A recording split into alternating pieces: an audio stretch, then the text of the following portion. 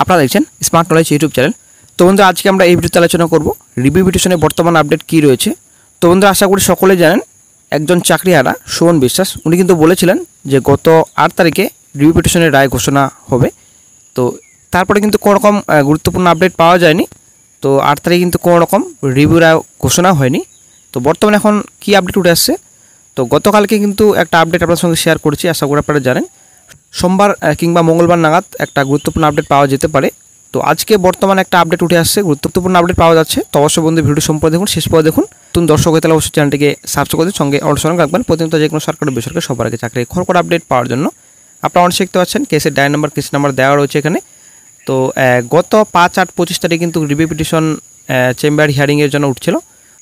তারপর থেকে কিন্তু কোনো রকম গুরুত্বপূর্ণ আপডেট পাওয়া যায়নি। তো honourable mister justice Sanjay Kumar, honourable mister justice Satish Chandra শর্মার বেঞ্চে কিন্তু গত 5-8-25 তারিখে চেম্বার হিয়ারিংয়ের জন্য উঠছিল। তারপর কিন্তু কোনো রকম গুরুত্বপূর্ণ আপডেট পাওয়া যায়নি।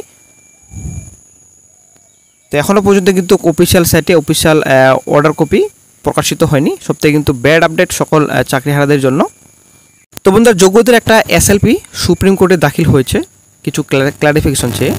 যেমন সম্ভবত ওটার মাধ্যমে জানা চাওয়া হয়েছে যে ফ্রেশ রিক্রুটমেন্ট প্রসেস বলতে রিপ্যানেল বোঝাচ্ছে নাকি নিউ এক্সাম বোঝাচ্ছে, আরও অনেক ইস্যুর এর সঙ্গে অ্যাডেড থাকতে পারে। সুপ্রিম কোর্ট যেগুলো সব ক্ল্যারিফাই করবে। তো বর্তমানে এখন বিশাল বড় একটা ব্রেকিং আপডেট পাওয়া যাচ্ছে রিভিউ পিটিশনে বর্তমানে এখন নতুন মোড়। তো এ বিষয়ে কিন্তু চাকরিহারা সুমন বিশ্বাস বলছেন যে প্যানেল শেষ করে দিয়েছেন প্রাক্তন সিজেই এবং justice Sanjay Kumar sir, chief justice Sanjiv Khanna মহোদয় এবং জাস্টিস সঞ্জয় কুমারের বেঞ্চ পুরোপুরি শেষ করে দিন প্যানেল আপডেট দিয়েছেন সকল চাকরিহারাদের। গত 8-8-25 তারিখে রিভিউ পিটিশনের ফলাফল প্রকাশ হওয়ার সম্ভাবনা ছিল, এই কথাটা কিন্তু বলেছিলেন। তো তারপরে কিন্তু অনেক চাকরিহারা এবং চাকরি প্রার্থীরাও কিন্তু বলছেন তো দিল্লিতে উনি কী করছেন, নোটিফিকেশনের বিরুদ্ধে যে মামলা দায়ের করেছিল এবং 22 লক্ষ ইউনিভার্সিটির বিরুদ্ধে, সেটা তো রিজেক্ট করা হয়েছে, ডিসমিস করে দেওয়া হয়েছে।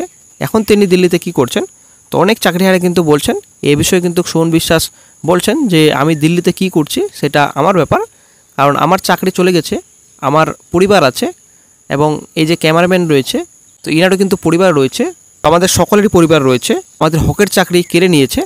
তো এখন আমরা কিভাবে চাকরি ফিরে পাবো সেটা নিয়ে আমরা বর্তমানে এখন দিল্লিতে রয়েছি। বেআইনি নোটিফিকেশন এবং এই যে বেআইনি গ্যাজেট 22 লক্ষ ইউনিভার্সিটির যে মামলা, এটা সম্পূর্ণ নাম এটা পর্যন্ত দিল্লিতেই আছি, দিল্লিতেই থাকবো, এই কথাটা কিন্তু বলছেন। এখনও হেরে যায়নি, এখনও অনেক পথ বাকি। বেআইনি গেজেট, বেআইনি নোটিফিকেশন, এর বিরুদ্ধে অবশ্যই একটা সুফল পাওয়া যাবে, এটাই কিন্তু বলছেন সুমন বিশ্বাস। তো বন্ধুরা, এই বিষয়ে কিন্তু সুমন বিশ্বাস একটা গুরুত্বপূর্ণ আপডেট শেয়ার করেছেন। উনি বলছেন গত 5-8-25 তারিখে যে রিভিউ পিটিশনের চেম্বার হিয়ারিং হয়েছিল, তো তারপরে কিন্তু গুরুত্বপূর্ণ আপডেট পাওয়া যায়নি। তো রিভিউ পিটিশনের যে চেম্বার হিয়ারিং তো এখনও কিন্তু শেষ হয়নি। তো এটা কিন্তু আগামী সোমবার কিন্তু কোনো রকম ফলাফল প্রকাশিত হবে না। আগামী সোমবার রিভিউ পিটিশন মেনশন হবে এবং রিভিউ পিটিশন লিস্টেড হবে আগামী সোমবার, ঠিক আছে। আগামী সোমবার যদি লিস্টেড হয়, মেনশন হয়, মঙ্গলবার, বুধবার, বৃহস্পতিবার এরকমভাবে কিন্তু শুনানি চলতে থাকবে। এই আপডেটটি কিন্তু দিয়েছেন। এখনও কিন্তু কনক্লুশনে আসা যায়নি, এই কথাটাই কিন্তু বলছেন সুমন বিশ্বাস। তবে সুমন বিশ্বাস কিন্তু গুরুত্বপূর্ণ আপডেটটি দিয়েছেন। আগামী সোমবার রিভিউয়ের কি হবে, মেনশন হবে, তারপর চলবে শুনানি চলবে, আর কোনো রিভিউয়ের ফলাফল আসবে না, শুনানি তো সব কমপ্লিট হবে, চলবে সোমবার, মঙ্গলবার, বুধবার চলবে। তো বন্ধুরা, আশা করি আপনারা বুঝতে পারলেন চাকরিহারা সুমন বিশ্বাস একটা গুরুত্বপূর্ণ আপডেট কিন্তু দিয়েছেন যে এসএসসি 26,000 চাকরি সবাল বহাল থাকবে নাকি থাকবে না। আগামী সোমবারে কিন্তু গুরুত্বপূর্ণ আপডেটটি পাওয়া যেতে পারে।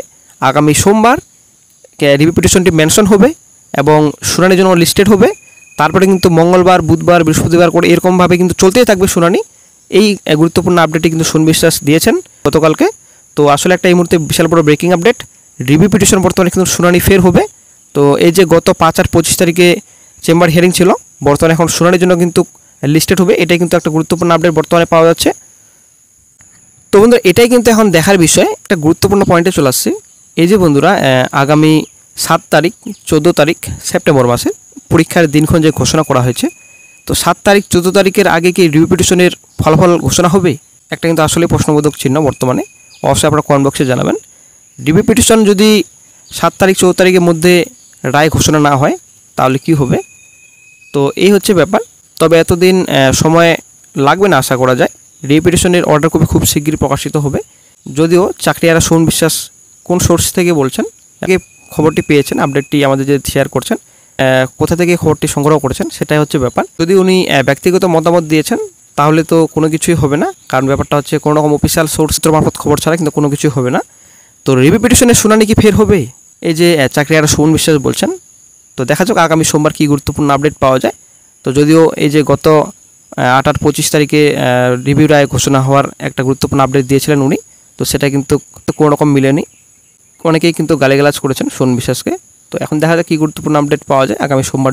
তো বন্ধুরা, আমার মতে যেহেতু জাস্টিস সঞ্জয় কুমার স্যার আভাস দিয়ে দিয়েছেন, আশা করি আপনারা জানেন আভাস কিন্তু পাওয়া যাচ্ছে অলরেডি, ঠিক আছে।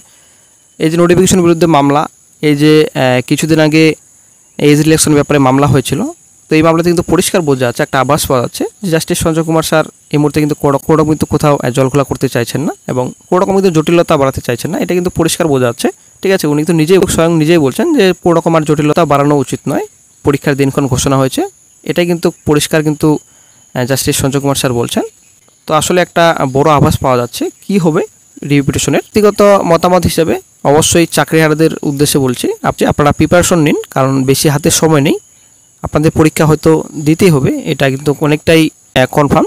রিভিউতে একটা পজিটিভ রিপ্লাই হয়তো নাও আসতে পারে, তবে দেখা যাক কী গুরুত্বপূর্ণ আপডেট পাওয়া যায়। যাদের চাকরি গেছে তারাই না জানে কী অবস্থায় দিন কাটছে তাদের।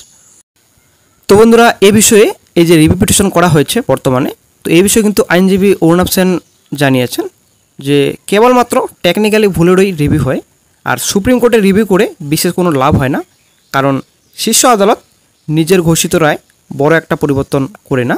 তো তারপর রাজ্যের প্রাক্তন অ্যাডভোকেট জেনারেল জয়ন্ত মিত্র এই বিষয়ে জানিয়েছেন যে এই রিভিউ পিটিশন করা হয়েছে। তো অতীতেও কিন্তু একাধিকবার এমন কিন্তু রিভিউ পিটিশন দায়ের করা হয়েছিল, কিন্তু সাকসেস খুবই কম এসেছে।